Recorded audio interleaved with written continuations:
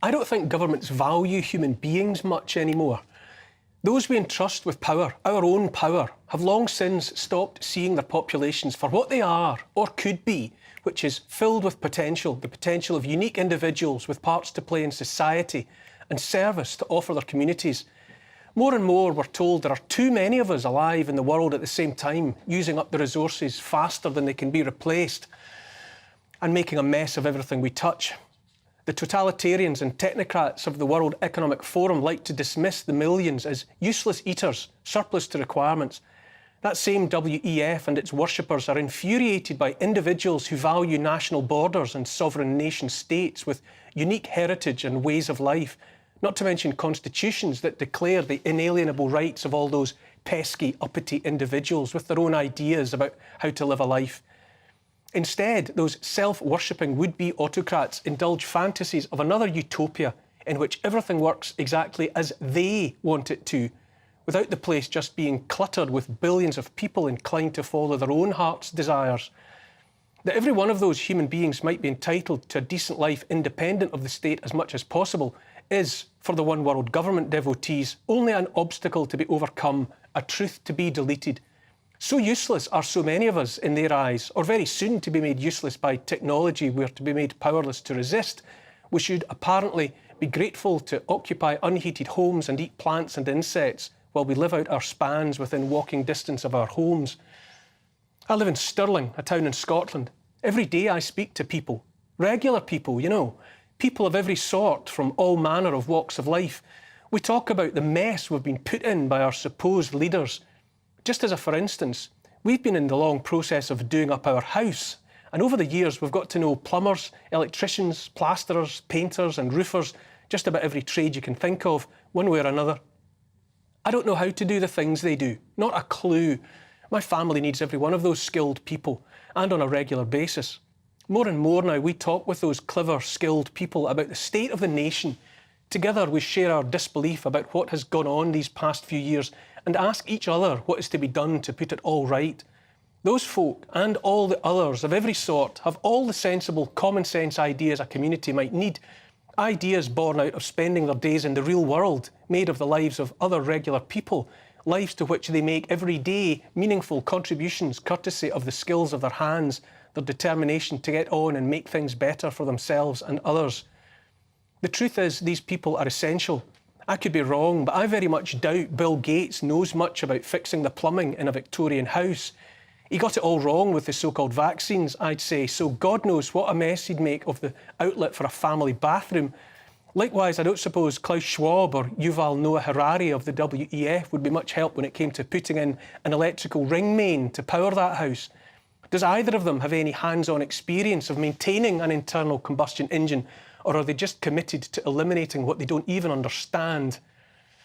Elon Musk is a dark horse, and nothing would surprise me about him, but I haven't actually heard him talk much about how to plaster walls and install a ceiling rose. He plans to go to live on Mars, but I don't know how good he'd be 3 stories up mending a leaky slate roof here on planet Earth. My father-in-law is a retired engineer. He's also, more importantly, a member of a critically endangered species, which is to say men who can do things. He started his training in coal mines. He can make and fix anything you can think of. He can strip down and rebuild to showroom condition any motorbike or car you might care to mention.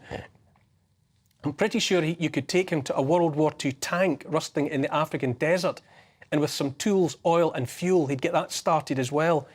He can build you a house from the foundations up and install all the services required. During the nearly 40 years I've known him, I've watched him at work countless times and wondered, seriously wondered what on earth I've been doing with my time.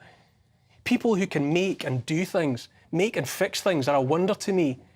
They should be a wonder to everyone. As unique individuals, we have so much potential. Our so-called leaders would have us look elsewhere all the time.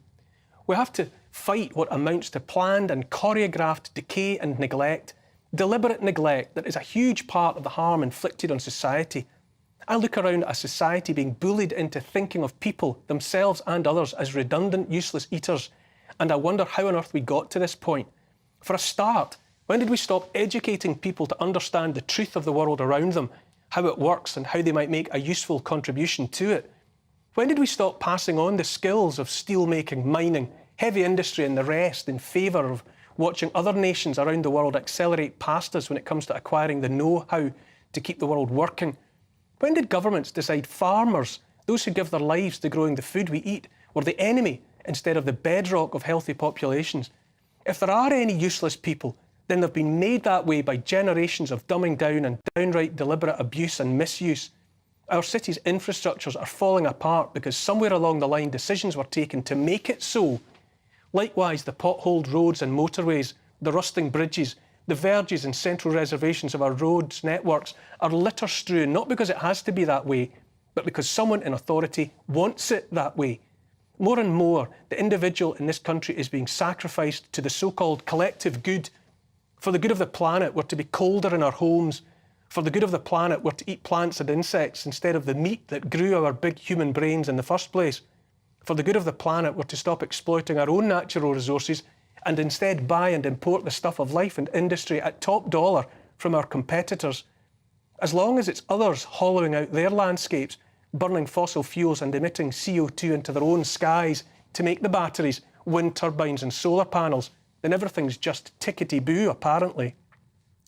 Environmental impact notwithstanding, always the so-called common good comes at the expense of the individuals who actually live here in this country, want to raise families here.